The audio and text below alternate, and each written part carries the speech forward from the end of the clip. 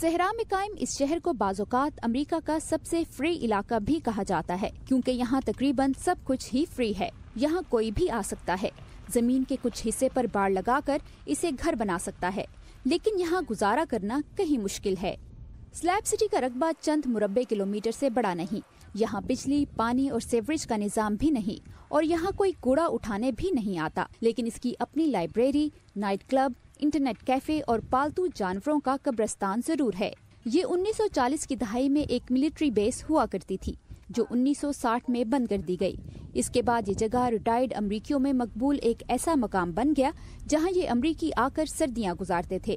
ان کے بعد شہری زندگی کی مہنگائی سے تنگ آنے والے لوگ یہاں آنے لگے۔ کیلیفورنیا کے زیر نظام یہ شہر پالیسی کے لحاظ سے ایک معمہ ہے۔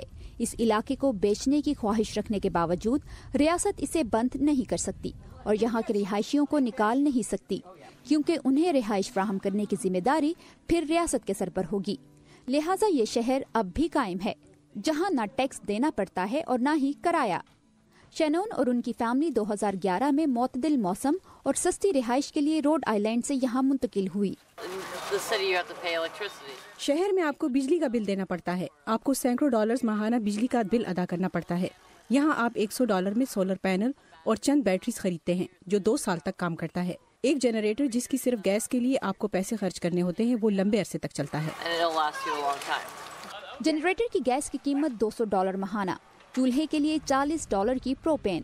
ساتھ کے علاقے سے سال بھر کے پینے کے پانی کی قیمت $15 ہے۔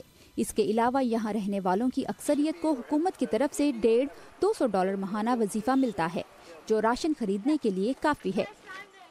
وہ لوگ جو یہاں رہنے کا فیصلہ کرتے ہیں، ان کے لیے شہری زندگی کی سہولیات کا نہ ہونا کوئی مسئلہ نہیں۔ کچھ کا کہنا ہے کہ وہ باہر کی دنیا سے تنگ آ چکے ہیں۔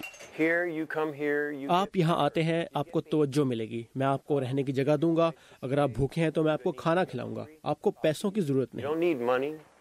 ان تمام فوائد کے باوجود سلیب سٹی گناہوں کی جگہ ہے۔ ریاست اور کاؤنٹی کے جزوی کنٹرول کے باعث یہاں منشیات اور شراب کا استعمال بہت عام ہے۔ یہاں کے رہائشیوں کے لیے صرف ایک قانون قابل احترام ہے کہ آپ ایک دوسرے کی ذاتی زندگی کا احترام کریں، باقی سب غیر ضروری ہے۔ وردہ خلیل، اردو VOA۔